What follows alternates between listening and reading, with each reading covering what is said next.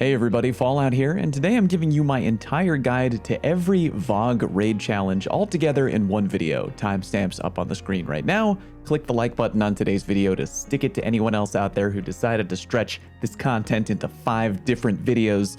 I'm only 20% kidding. Okay, how do Vault raid challenges work? Here's the deal. From now until the end of Season 14, every week, there's going to be a different challenge that pops up in the Vault of Glass raid. It's kind of like how every week the unique Nightfall loot will rotate. Each week, it'll be a different challenge in the VoG raid. If you want to know what challenge it is for any given week in Season 14, I made a quick little calendar that you can check, link down low in the video description. It shouldn't be that hard to figure it out though. There's 5 challenges, we got 10 weeks left in Season 14, so you'll have 2 chances to complete each challenge between now and Season 15. Yay. Okay, why do these challenges? Well, number 1, each challenge will give you a triumph when completed. Cool, but more importantly, 2, completing the challenge in the raid will give you an extra loot drop for that particular encounter, meaning now you'll have 2 raid drops that aren't the god roll you're looking for. Nice. And without any further ado, my guide on how to beat each VoG raid challenge. A lot of footage I'm going to show you today is from the Day 1 Vault of Glass raid race because that's what the challenges are. Challenge number 1 is wait for it, and it'll pop up in the defend the conflux encounter of the Templar room. Your goal is fairly straightforward. While defending the confluxes, those long-legged Vex wyverns are going to pop up into the room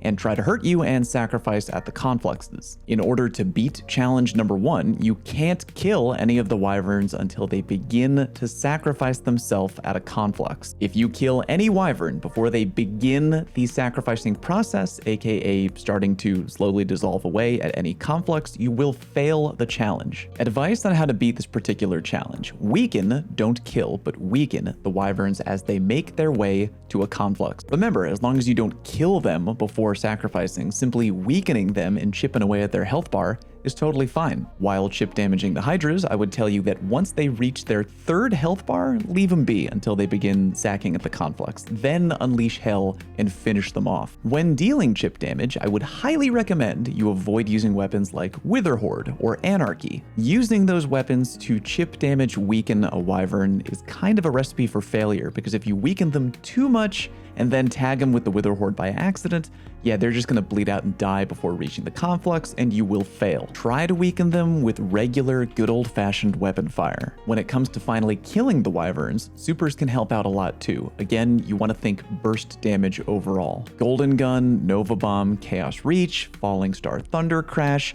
anything else that lets you do big damage all in the blink of an eye. Weaken them up, wait until they're at the conflux, wait for them to begin sacrificing, and then dish out big finishing damage. Another thing to avoid, by the way, Warmind cells. At least the solar ones that light up the room. Remember, global reach gives your Warmind cells big range, and if you want to get cute and kill a wyvern by blowing up a Warmind cell, remember, you may be accidentally killing a different wyvern on the map that your teammates are working on, so try to avoid that if you can. If you want a really good, reliable weapon for finishing off weak wyverns in the blink of an eye who are sacking, I highly recommend rolling with 4th Horseman. Challenge number 2, which will likely drop next week for the first time, is the only Oracle for you, and it can be completed when you get to the Oracle encounter in the Templar room. Here's the goal: players cannot destroy the same Oracle more than once during the Oracle encounter. If you destroy the same Oracle more than one time, you fail the challenge. Now, there are multiple ways you can accomplish this, but I've literally put together a blueberry-proof method that anybody can do,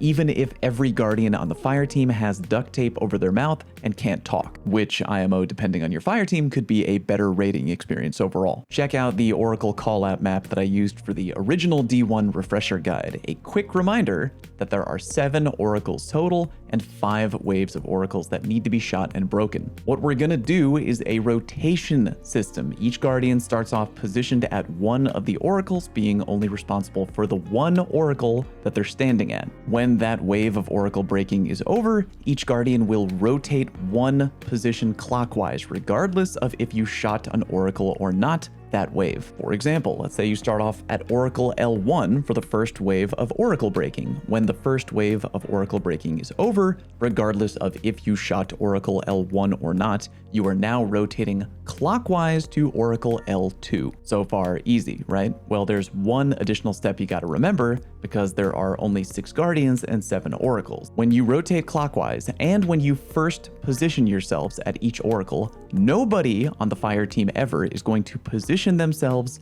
at the mid Oracle.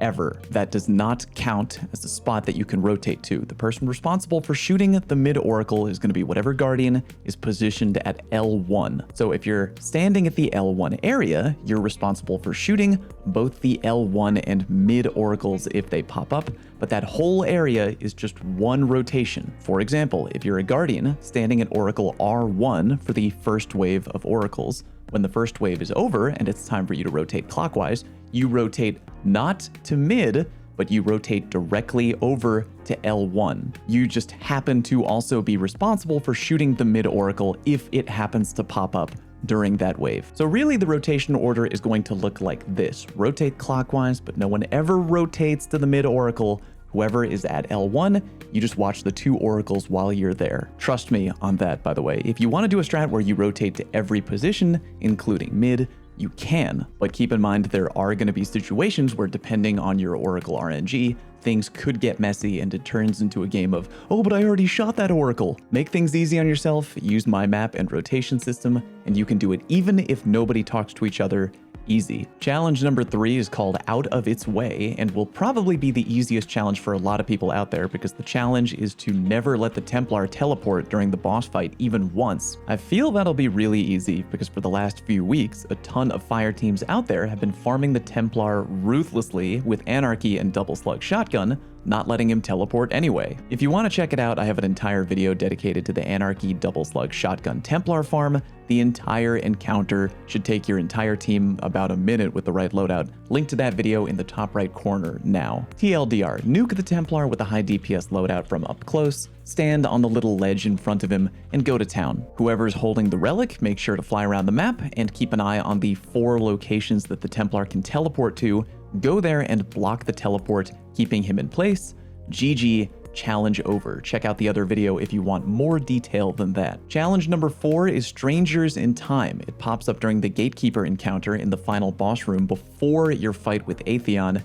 And I'm gonna be real with you, this challenge can potentially be a pain in the ass. Here's what the challenge is. You know how during the Gatekeeper encounter, when you go through either teleporter into Mars or Venus, you'll have to defeat either a Vex Wyvern or a shielded Praetorian Minotaur? The challenge is that every time they appear, you have to kill both the Wyvern and the Minotaur at the same time, or about the same time. You actually have like a second or two between one and the other dying. It doesn't have to be frame perfect. Again, you don't have to kill them immediately, that's not the challenge, but when one of them dies, the other one needs to also have died within about 1 second, or you're going to fail the challenge. This is going to require a fair amount of communication between everybody on your team. There's an extra layer of difficulty in completing the Strangers in Time challenge because the goddamned Praetorian Minotaur can only be de-shielded by the Relic Wielder, which is always rough because as the Gatekeeper encounter works, you're repeatedly relay racing the Relic back and forth between both portals and between Guardians thanks to an annoying cooldown. Whoever is dealing with the Praetorian Minotaur, remember that the Minotaur should die in just 1 or 2 hits, so however you decide to murder it, be very vocal that you're about to kill the Minotaur. You can be extra safe by de-shielding the Minotaur first, then giving your team a 3, 2, 1, go countdown to ensure that both you and your teammate dealing with the Wyvern kill it at the same time. The biggest problem you're going to have with the challenge is not moving quickly enough. A big tip I can give you is to have all Guardians who plan on going in and out of the portals equipped with the Cryosthesia exotic sidearm. Why? Well, you can use it to slow down that very annoying Praetorian Minotaur. You heard me right, even though it's shielded and that shield can only be broken by the Relic Wielder, the Minotaur can still be frozen by both the Cryosthesia sidearm and any stasis ability, even while the Minotaur is shielded. So with that in mind, I recommend using the sidearm to slow the Minotaur down and give your Relic Wielders more time to get back and forth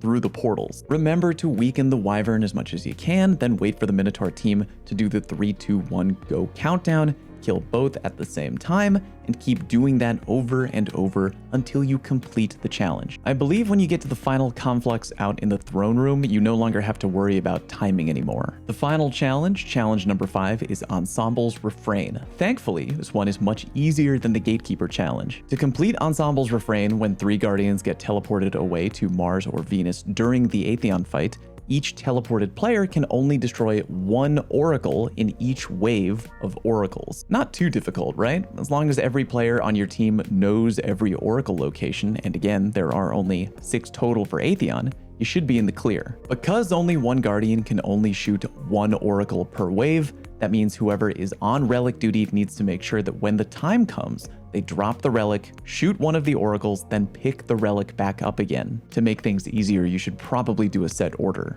Whoever's holding the relic will always shoot the 3rd oracle, and the other 2 Guardians, when they get teleported away, can decide between themselves who's going to shoot the 1st oracle in each wave and who's going to shoot the 2nd in each wave. Final recommendation is that every Guardian has some weapon capable of easily destroying an oracle, meaning maybe don't roll into the Atheon fight challenge mode with double slug anarchy or something like that, because if you get teleported in and you need to shoot an oracle to beat the challenge, you'll be in a rough spot. Xenophage is top tier for oracle killing, but if you're married to your anarchy, maybe bring a sniper for the oracles or something hard-hitting for a primary. Don't forget about the following 3 armor mods, by the way: Precise Oracle Disruptor, Rapid Oracle Disruptor, and Aggressive Oracle Disruptor. They can greatly help you with oracle killing depending on weapon you're bringing to the party. These armor mods do stack, by the way, and they are going to help you out a lot in killing those oracles quicker. And there you go, info on how to beat every VoG challenge no matter what week we're on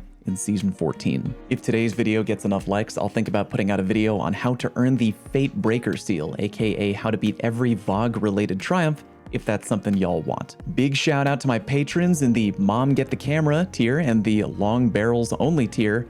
I appreciate all of you. Please remember to click the big red subscribe button if you haven't already. Thank you very much for watching, and I'll see you next time.